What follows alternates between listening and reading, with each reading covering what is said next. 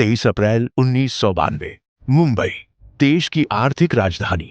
सुबह का वक्त था, लेकिन उस दिन कुछ अलग था। स्टॉक मार्केट में हलचल थी, फोन लगातार बज रहे थे, ब्रोकर चिल्ला रहे थे, और तभी एक खबर आई। स्टेट बैंक ऑफ इंडिया के करोड़ों रुपए गायब है। कुछ ही मिनटों में पूरा बाजार जैसे जम गया, लेकिन असली झटका अभी बाकी था।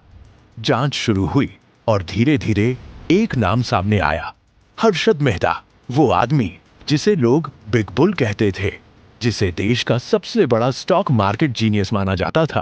क्या वही इस पूरे खेल का मास्टरमाइंड था, या फिर वो सिर्फ एक चेहरा था उस सिस्टम का जो अंदर से पहले ही सड़ चुका था? कहानी शुरू होती है एक छोटे से शहर से, राजकोट, गुजरात, जहां एक साधारण परिवार में जन्म हुआ। हर्षद मेहता का ना कोई बड़ा बिजनेस बैकग्राउंड, ना कोई खास पहचान, लेकिन एक चीज थी जो उन्हें अलग बनाती थी, उनकी सोच, पैसों को लेकर उनकी समझ और जोखिम लेने की उनकी हिम्मत। मुंबई आने के बाद उन्होंने छोटे मोटे काम किए, सेल्समैन, क्लर्क, लेकिन उनका असली सपना था स्टॉक मार्केट। 1980 का दशक, बॉम्बे स्टॉक एक्सचेंज। यहां हर दिन करोड़ों का खेल होता था, लेकिन ये खेल आज जैसा ट्रांसपेरेंट नहीं था। कोई डिजिटल सिस्टम नहीं, सब कुछ मैनुअल, कागज, चेक और भरोसा। यहीं से हर्षद मेहता ने अपने करियर की शुरुआत की, पहले एक छोटे ब्रोकर के असिस्टेंट के तौर पर। लेकिन वो सिर्फ सीख नहीं रहे थे, वो समझ रहे थे सिस्टम की कमजोरियां। धीरे धीरे हर्षद मेहता ने खुद का ब्रोकरेज शुरू किया, और फिर उन्होंने एक ऐसा तरीका अपनाया जो उस समय किसी ने सोचा भी नहीं था। उन्होंने बैंकिंग सिस्टम को यूज किया और स्टॉक मार्केट में पैसा डालना शुरू किया।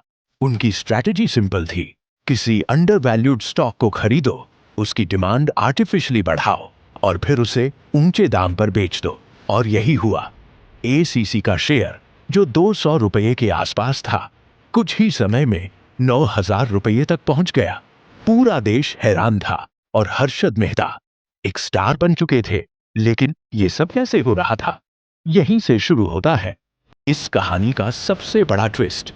यह एक बैंकिंग ट्रांजैक्शन था, जहां बैंक एक दूसरे को शॉर्ट टर्म लोन देते थे, लेकिन इस डील में सरकारी सिक्योरिटीज का इस्तेमाल होता था। और यहीं हर्षद मेहता ने लूपहोल ढूंढ लिया। उन्होंने बैंक्स के बीच मीडिएटर बनकर पैसे को डाइवर्ट करना शुरू किया। अब असली खेल शुरू हुआ।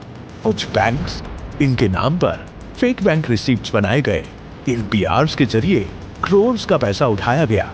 लेकिन ये पैसा बैंक्स तक नहीं गया, ये सीधा स्टॉक मार्केट में गया और वहां शेयर प्राइसेस को इन्फ्लेट किया गया।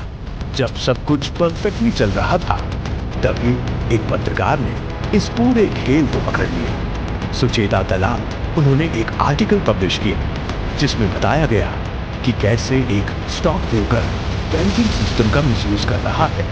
और बस यहीं से पूरी कहानी बदल गई। जैसे ही सच सामने आया, मार्केट क्रैश हो गया, शेयर्स गिरने लगे, इन्वेस्टर्स पैनिक में आ गए, और हर्षद मेहता, जो कभी बिग बुल थे, अब एक आरोपी बन चुके थे। सीबीआई ने केस दर्ज किया, हर्षद मेहता को गिरफ्तार किया गया। उन पर 70 से ज्यादा क्रिमिनल केसेस लगे, लेकिन उन्होंने एक बड़ा दावा किया कि उन्होंने तत्कालीन प्रधानमंत्री पीवी नरसिम्हा राव को 1 करोड़ रुपए दिए थे। यह दावा और भी कंट्रोवर्सी लेकर आया। अब सवाल ये उठता है, क्या ये सिर्फ एक आदमी का स्कैम था, या फिर पूरे सिस्टम की फेलियर?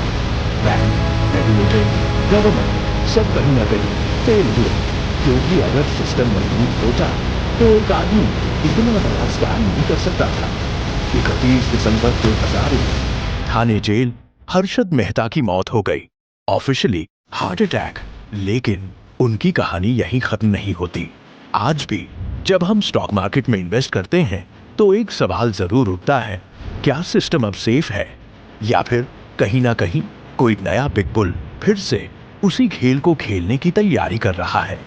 हर्षद मेहता, एक नाम जो सिर्फ एक स्कैम नहीं, बल्कि भारत के फाइनेंशियल सिस्टम की सबसे बड़ी सच्चाई बन गया।